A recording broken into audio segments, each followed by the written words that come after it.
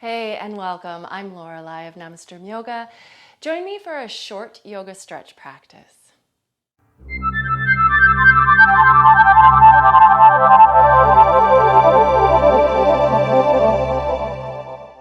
So we'll just start sitting today. Easy pose, Sukhasana.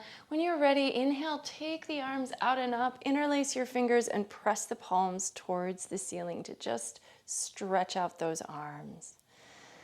As the palms are pressing, you can let your shoulders relax so that they're not having to do a lot of the work here. And then maybe drop your chin to your chest. Let the back of your neck get a little stretch. And then go ahead and maybe tilt your head back, look up towards the underside of your fingers. And then let's go ahead and take the arms out, right hand to the floor, left arm up and over for a good side stretch. So I know a lot of people think of yoga as being really synonymous with stretching. And although yoga definitely does involve a lot of stretching, there are a lot of other things that we get out of yoga as well. Let's go ahead and come on up and go to the side. So the classes I usually teach are more vinyasa style. So those can be vigorous, they can be athletic. When I first started taking yoga, I already had a certain amount of flexibility, but I was surprised by how much strength it helped me to build. So these are other things that we can find in yoga. However, sometimes we just want the stretching. So this practice is going to be for those of you who are looking for a yoga stretch, maybe at the beginning of your day as you're waking up, at the end of your day before you're going to bed, after a workout, or just those days you're feeling more tired and you want something relaxing. Let's go ahead and move to hands and knees, and we'll do a few cat-cow stretches. So we are going to move a little bit today, but this is mostly going to be slow and stretchy as opposed to vigorous and strengthening. Let's take some cat-cow. So inhaling to your cow pose with a sway back, exhaling to cat pose with the arched spine. If you're familiar with Ujjayi breath, you can add that in here as well. This should feel good. We're going to try to work our spine in all different directions. We're going to get a chance to stretch our legs, our arms, our torso, maybe our neck a little bit, so you can even feel where the neck gets involved here in cat-cow.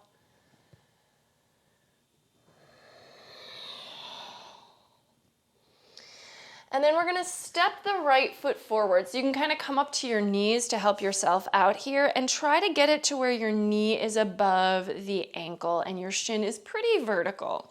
If our heel is tucked way back and the knee is too far forward, it's not real great on the knee. So really make sure that lower leg is going to support your joint there. You can either have your hands on your front thigh, you could reach the arms up, or this is one that I really love where the hands come behind the head. And the head can just lean back into those hands like they're cradling the head. And then maybe widen the elbows, lift the heart. The back hip might be above the back knee, but if possible, sink your hips both forward towards the front heel so you can feel a stretch for the front of your back quad as well. And then bringing your fingers to the floor, we're going to straighten the front leg out. Now it doesn't need to get completely straight, but just start to unbend your knee. Keep your toes on the floor and fold. If you have a hard time reaching the floor with your fingers, you can also put like a block or a book or something under your hands. With the toes still down, we can actually get a little stretch for the front of the foot and the shin.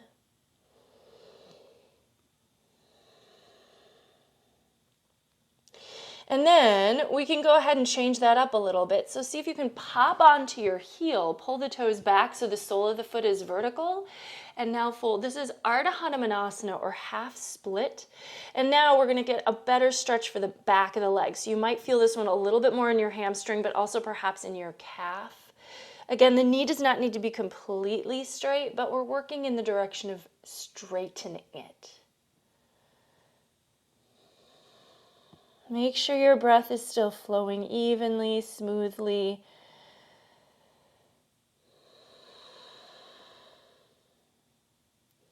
All right, and then let's move that right knee back, and we're going to switch sides. So left foot forward.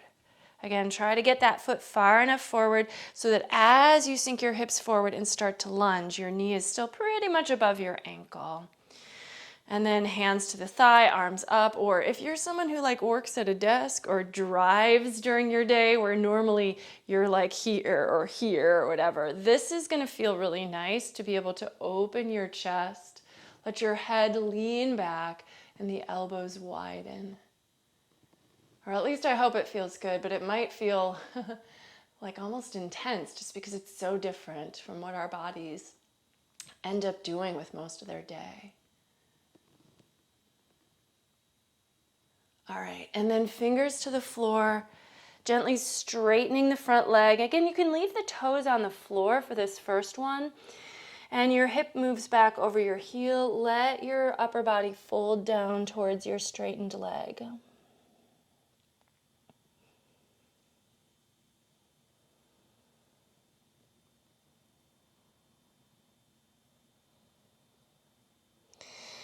And then popping onto your front heel so that the toes pull back, so that this foot is flexed, this quad is engaged. Fold, continue to fold over the leg. This is Ardha or half Hanumanasana, splits.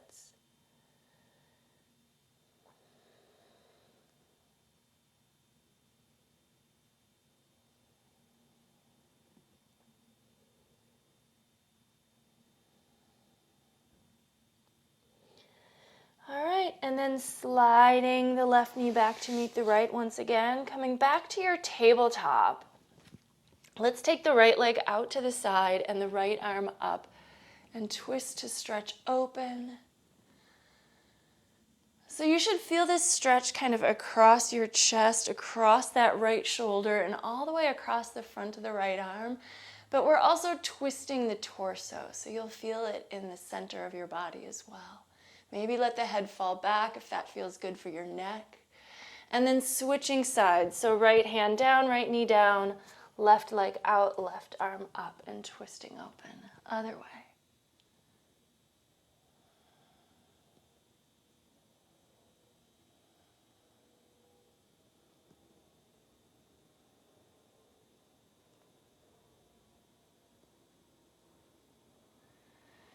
And then hand to the floor, knee to the floor. Walk the hands just a little bit forward. Let's take downward facing dog. So spread your fingers, root into the hands.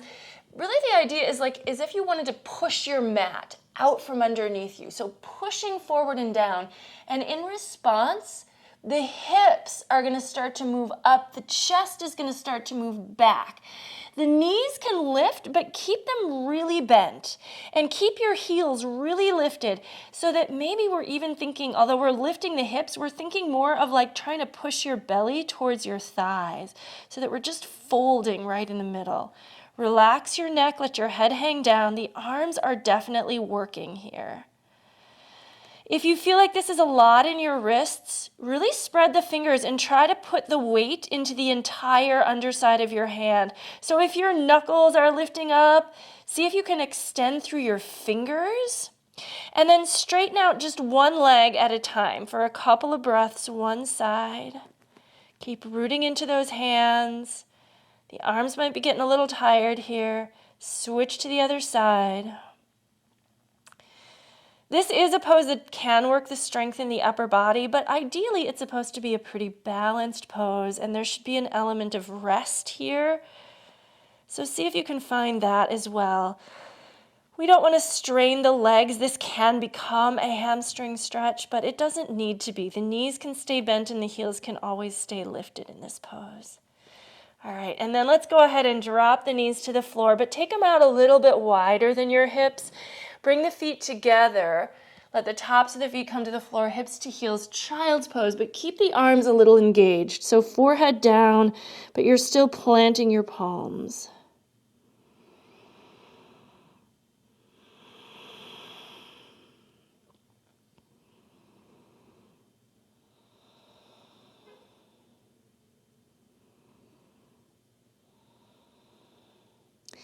Now from here, we're going to kind of scoop, almost like we're trying to slide underneath a fence or something like that. So bend your elbows and start to scoop your chest, your head forward. Let your legs extend, let your belly come to the floor. Come on up to Cobra pose. And then from Cobra, we're going to lift the hips and drop them back to the heels, come back to Child's pose. Let's just go back and forth through that a few times. So scooping forward, coming to Cobra on an inhale.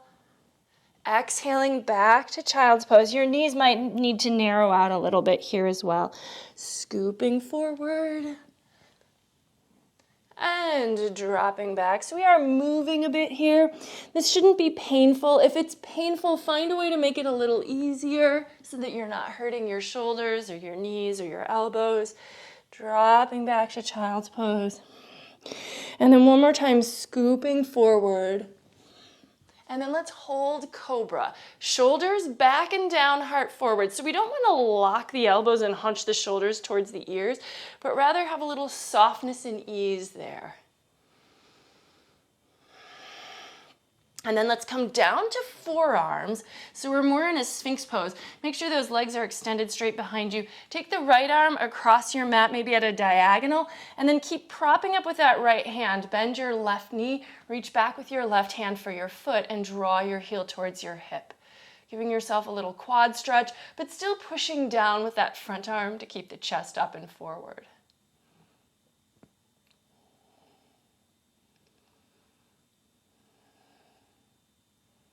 And then switching sides. So left arm across the mat for some support, right knee bends, drawing your heel towards your hip.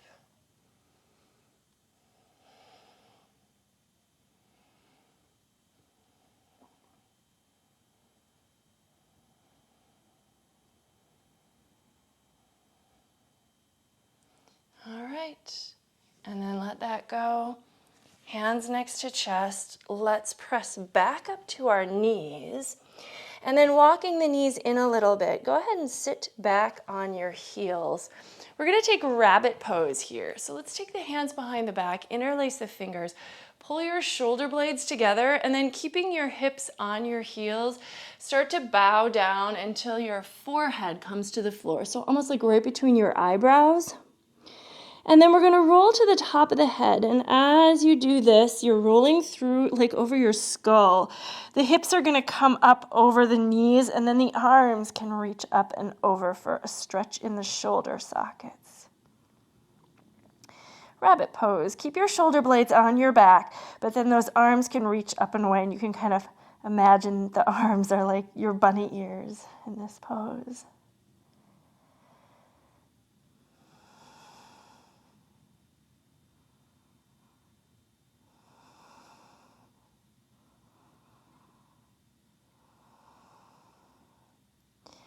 And then slowly to come out of this, you're just going to roll back towards your forehead. Let the hips come back to your heels. Let's come up to our knees, and we're just going to do one small back bend here. So camel pose, Ustrasana.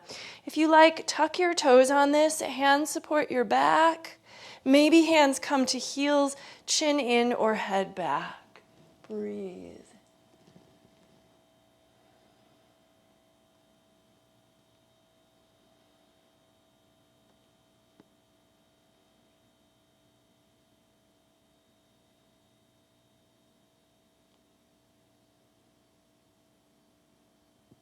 And then supporting yourself, come up, and let's drop over to the left hip.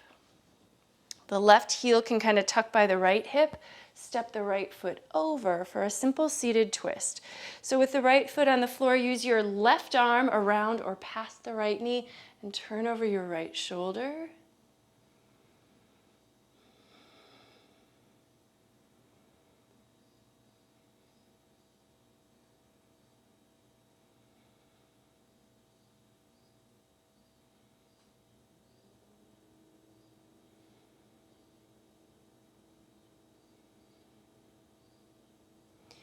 All right, so moving out of your twist, we're actually going to keep the right shin crossed over the left leg, but we're going to start to tip our left leg off the ground and come to the sole of the foot. I'm just going to adjust on my mat a little bit so that we've got the right ankle on top of the left thigh.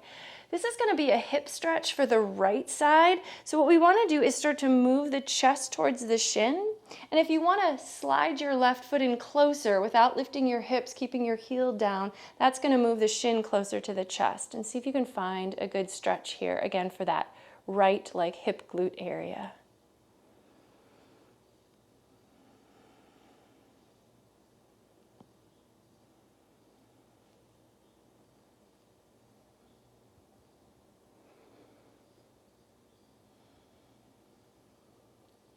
And leaning back, let's switch it around. So this time the right leg is under, the left one is over, twisting left.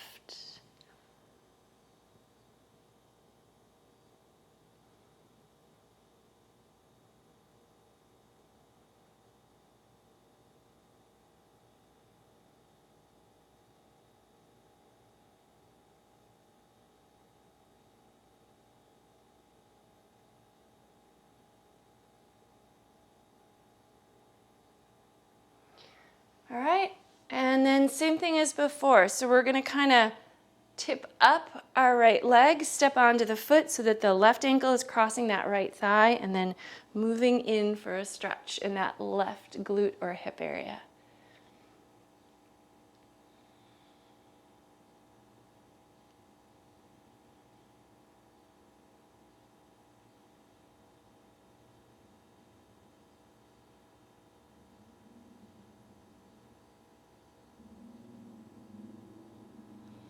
And then leaning back so we can start to straighten out the right leg. With your left ankle here, you have two choices. So you can either like slide the foot in so that the edge of the foot comes right into the hip flexor crease here and the left knee rolls down. Or if this half lotus version is too much for you, just take the sole of the left foot and drop it to the inside of the right thigh with the edge of the foot on the floor and the knee wide. So either one is fine. We're going to engage the right leg and then just take a simple single leg forward fold.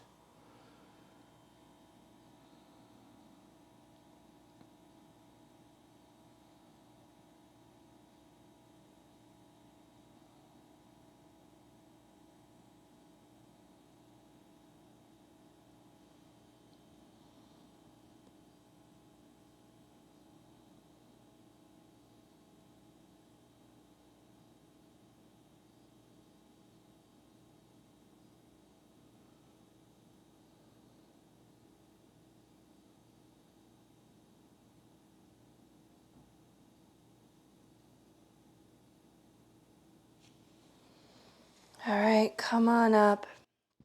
Let's switch legs. So left leg out, sole of the right foot in for Janu Shirshasana, or you can take the edge of the foot to the hip flexor crease for a half lotus version here.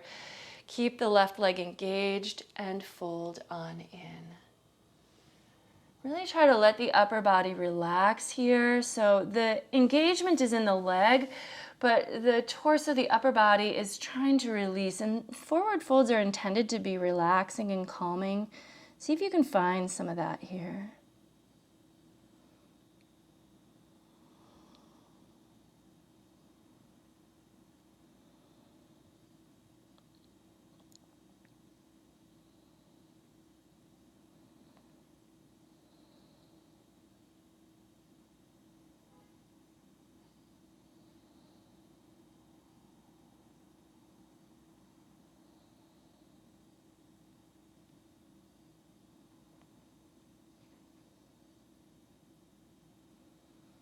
All right, and then coming up carefully, take both legs out, maybe give them a little shake, a little shift around, and then let's come back to our easy cross-legged position.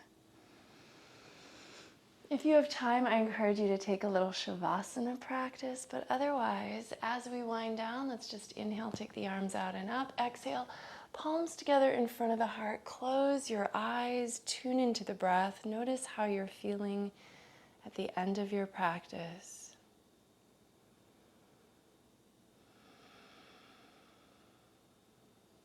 The light in me recognizes and honors the light in you wherever you are. Thank you so much for joining me today and sharing this practice. Namaste.